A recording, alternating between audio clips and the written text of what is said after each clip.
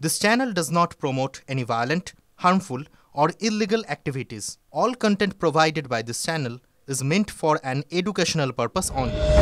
পাকিস্তান একটা মজার জায়গা, মজার দেশ। দেশটা জঙ্গি তৈরির ফ্যাক্টরি চালায়, রফতানি করে সন্ত্রাস। ভারতের বিরুদ্ধে নিত্য নতুন অভিযোগ তোলাও সেই দেশের সরকারের অন্যতম একটা গুরুদায়িত্ব। শুক্রবার পাকিস্তান যে অভিযোগটা তুলেছে সেটা শুনেও বেশ মজা পাবেন।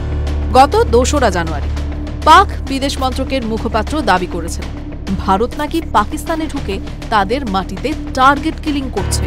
মুমতাজ জহরা বালুচ বলেছেন, ভারত দিন দিন বিপজ্জনক রাষ্ট্রে পরিণত হচ্ছে, আমাদের দেশে ঢুকে বেছে বেছে লোকজনকে খুন করছে। পাকিস্তানে একাধিক খুনের ঘটনায় ভারতের এজেন্সির যোগ রয়েছে। আমাদের হাতে তথ্য প্রমাণ রয়েছে, সঠিক সময়ে সঠিক জায়গায় আমরা তা পেশ করব। কয়েকদিন আগে নিরাপত্তা পরিষদে অস্থায়ী সদস্য নির্বাচিত হয়েছে পাকিস্তান। ২ বছরের জন্য সদস্যপদ পেয়েই কি রাষ্ট্রপুঞ্জে এই নিয়ে সরব হবেন শাহবাজ শরীফ? যদি সেটাই হয় ভালোই হবে। গত ৩ বছরে পাকিস্তানে কারা কারা রহস্যজনকভাবে খুন হয়েছেন সেটা পাকিস্তানকে জানাতে হবে, আর তাহলেই খেলা ঘুরে যাবে।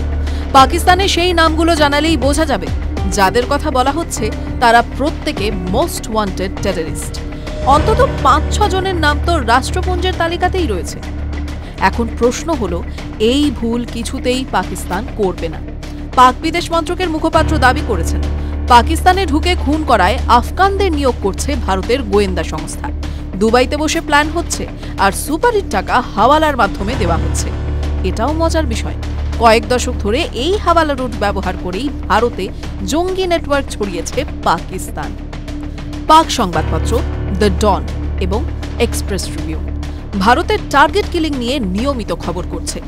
দুটো সংবাদপত্রই একটা বিষয়ে একমত, ভারতের শীর্ষকর্তারা পুরো বিষয়টা জানেন এবং সবটা তাদের সম্মতিতেই হচ্ছে।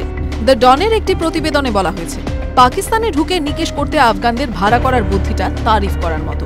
প্রতিবেদক লিখেছেন, আফগানরা বোধহয় টাকা না পেলেও কাজটা করতে আপত্তি করত না। ওরা এখন ভারতের থেকেও অনেক বেশি পাকিস্তান বিরোধী। তবে পাকিস্তানের এইসব বাড়াবাড়ি বন্ধ করতে অনেক রাস্তা আছে ভারতের হাতে।